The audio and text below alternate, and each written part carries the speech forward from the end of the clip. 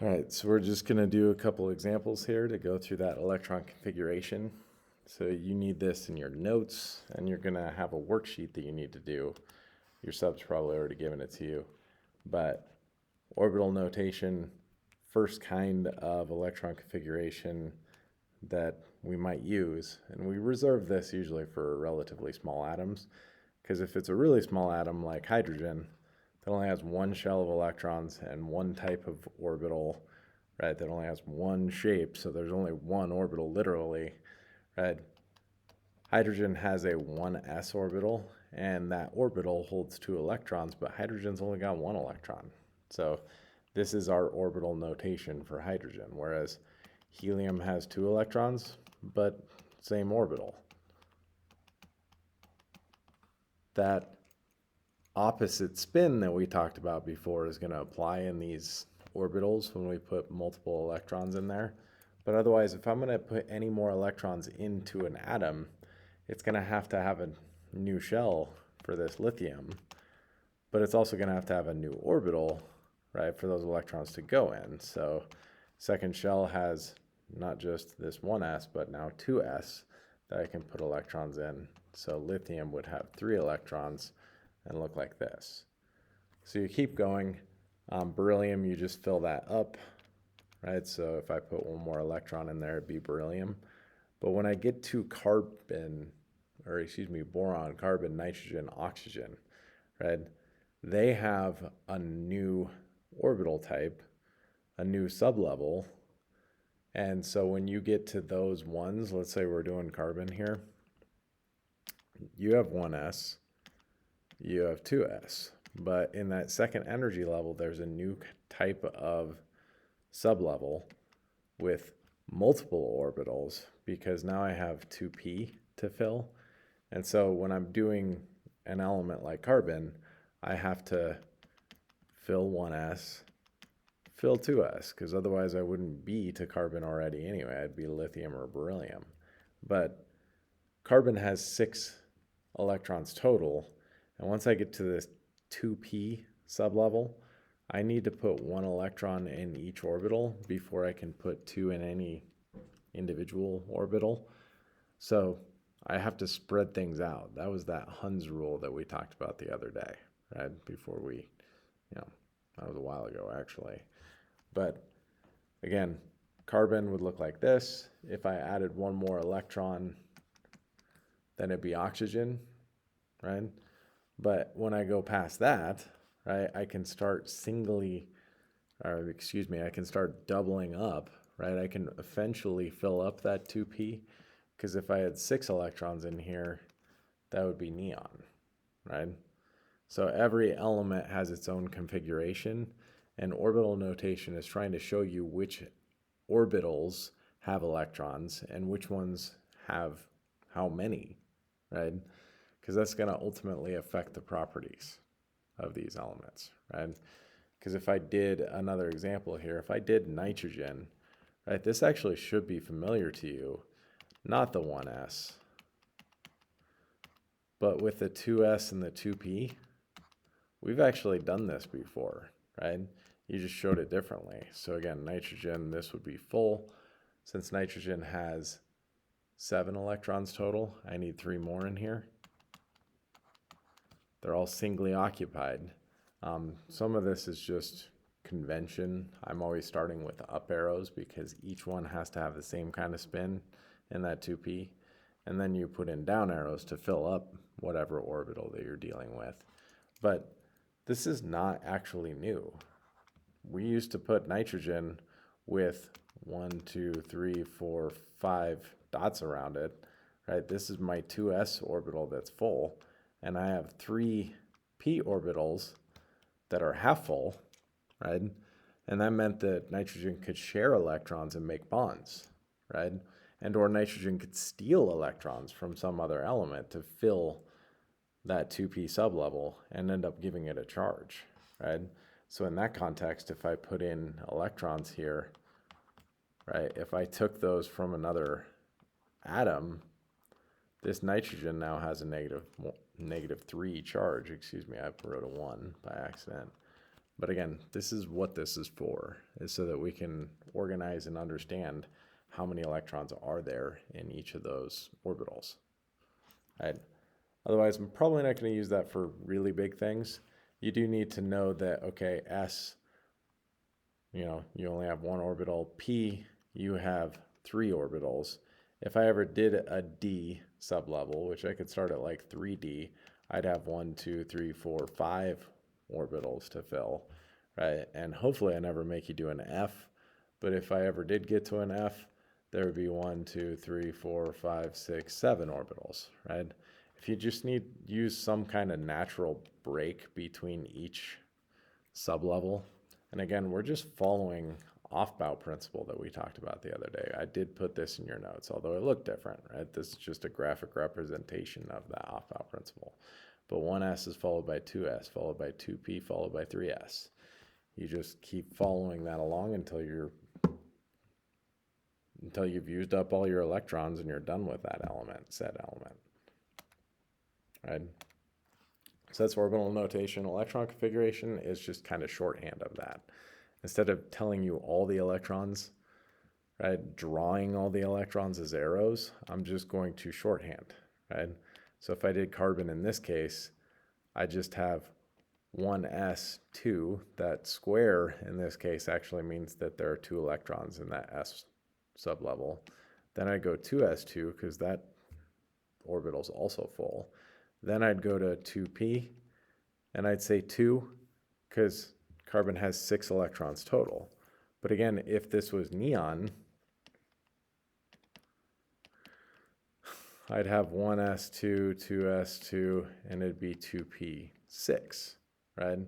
The thing I want you to look at here is all orbitals will be full until the final place that you can be, and you need to look at your periodic table, right? Carbon and neon are both in the p block, and they're in the second energy level, so you should go all the way to 2p to finish those ones. Whereas if I had a sulfur's in the third energy level, so I have to go all the way to a 3p. But everything before 3p will be full. 1s2, 2s2, 2p6. 2p6, according to off-bow, is followed by 3s, then it's 3p.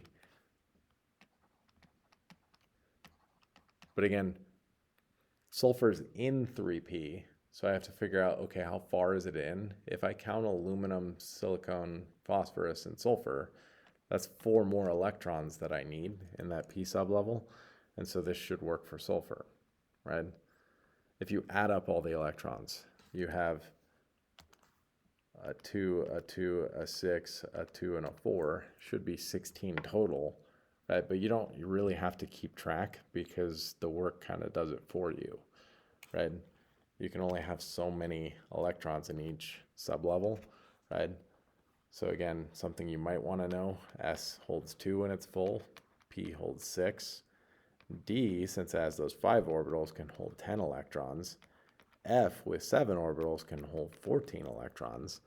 And there's a reason why that D block on your periodic table is 10 elements wide, because there's 10 electrons for D.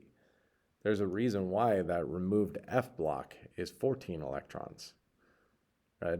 14 elements wide, right? Now yours, I think, technically counts 15 across in your periodic table, but that's because they didn't put lanthanum and actinium where they belong, right? There's a blank space in your D block for those things.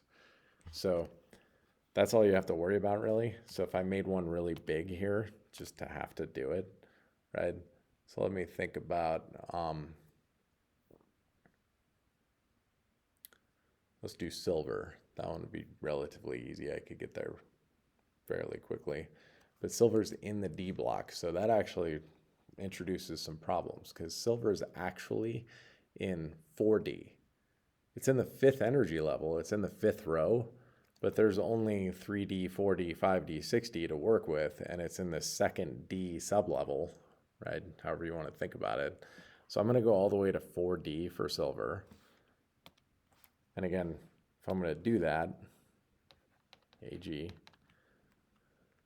I just fill a lot of things. It's going to be 1s2, 2s2, 2p6. Again, if you need to refer to an off-bow principle in your notes, right, follow that pattern. But eventually you just kind of get used to it anyway, because 3s2, and then I got 3p6. Now I'm beyond what this sulfur has, so I can't copy anymore, right? But I know that 3p6 is followed by 4s2. Then I'd have a 3d, which would be full 10.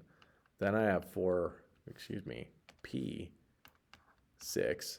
That brings me all the way to krypton at this point, right? So then I go 5s2. And then, if I remember, 5s2 is followed by 4d. That's where that silver was, right? Again, you just kind of figure that out. D is kind of offset, and the F is offset big time. So you just got to identify that and realize that. But otherwise, this 4d sublevel that I'm in next, right? Silver, if you count all the way across, it's one away from the end. That's another way to look at it. But the hard part about your periodic table is that strontium, or excuse me, that's not correct. I can't see the periodic table from here. But technically, the first row in that D block on your periodic table in your planner is gray for some reason, but you have to count that row. But if I count it across, it's 1, 2, 3, 4, 5, 6, 7, 8, 9 to silver. So this should be a 49. So the only thing you're really focused on most of the time is, well, how many electrons should I have in that last sublevel? Because that's the only one that's not going to be full. But again, you just use your periodic table. How far into the D block is silver? It's 9 electrons in is the answer. So you can always do that. You can do that with the F block as well, right? In the F block, you don't count the first two because lanthanum and actinium were supposed to be in the D block. So that'll be different, but we'll run into one of those pretty soon. So that's electron configuration. Noble gas notation. Okay, so I get tired of doing what I was doing, right? And then I also start to recognize that, oh, remember neon is a noble gas, right? And usually, in terms of something like sulfur, I only really care about the outermost shell of electrons anyway. So what I'll do to shorthand sulfur here is instead of writing 1s2, 2s2, 2p6, stuff that I know is inner shell, right? Those are inner shells of electrons, and they're all full. Otherwise, I wouldn't have gotten a 3s2 and 3p4. So instead of doing that whole thing, sometimes we'll abbreviate, right? So sulfur would actually just be a neon plus, continue from there, neon is followed by sodium. Sodium's in 3s, 2, and then it'd be 3p, and again, sulfur's 4 in, so I call it 3p4, and I'm good, right? So again, I'm only worried about the outermost shell of electrons here. I still have to know how many electrons are in that last sublevel. But again, as long as you can kind of figure out where you're at, it's pretty easy to do noble gas and then continue from there. So you got to think about what P6 you're in for neon, because neon would be 2p6, and 2p is followed by 3s, right? But otherwise, if I make this a really big atom, this makes this much more convenient, right? Because if I do something like, I don't know, let me pick out one here. Let's say I'm going to do gold this time, right? Gold is troublesome because now I have F to deal with. But, you know, it's the same thing. If I look at gold and I just look for my immediately preceding noble gas, which happens to be xenon in this case. Gold is number 79, xenon is number 54. Pretty easy to tell, right? Which thing precedes it. So I start with xenon. And xenon, again, is in 5p. So I go from 5p on my off-bout principle, which should be followed by 6s, which should be full because I'm all the way in the D block, so I don't have to worry about that. 6s2, though, is followed by 4f, right, in my off-bout principle. So this is the first time we saw f. Again, f, if it's full, is 14. But otherwise, I'm going to just finish off with my I should be in 5D right now. Yep, 5D. Sorry, had to think of that out of my head. But again, gold is just like silver. It's 9 elements in, so I'm going to be 5D9, and this is going to be my noble gas notation for it. You can imagine that if I had to do that long way, all the way through xenon, right? If I had to go all the way from 1s to 2s to 2p to 3s to 3p to 4s to 3d to 4p to 5s to 4d to 5p, like that's a lot of work that's not really necessary because all I need to see is that outermost shell of electrons. So that's what we're going to use when it's big, because otherwise there's a lot of work to that and it's kind of tedious.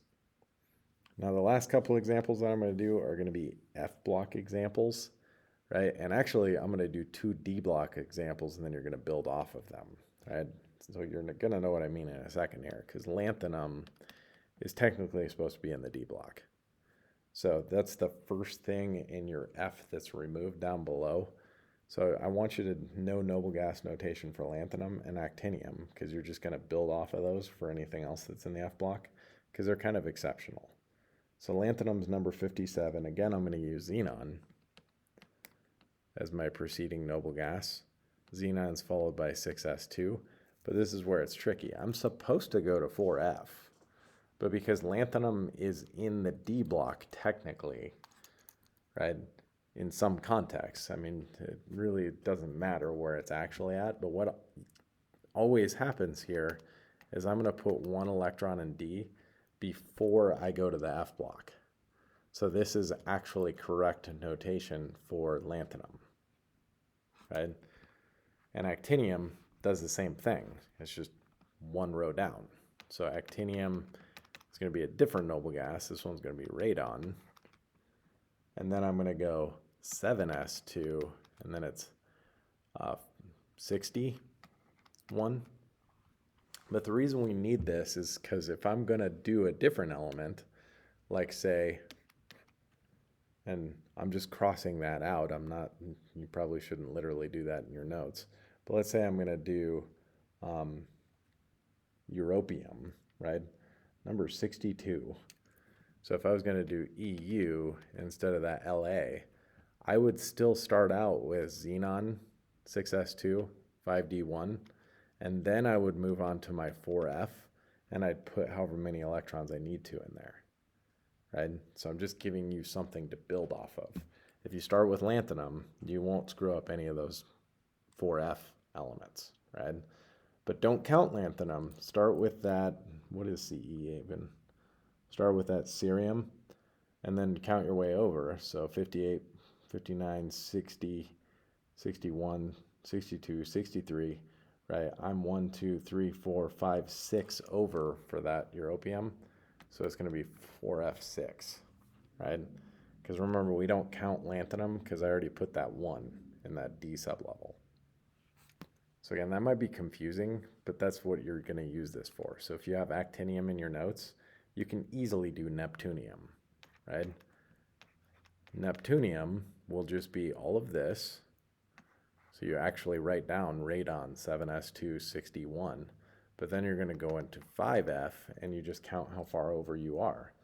So neptunium is 1, 2, 3, 4 into the F block. Remember, you don't count actinium because you already did. That's why there's a 1 here. So it's 5f4. Otherwise, I know this seems pretty complicated. You do have some peers, some classmates in the room that can probably explain a little bit of this to you if you're getting really lost. But try and do that worksheet, and I'll see you guys tomorrow and help you if I need to. But hopefully that's enough for notes.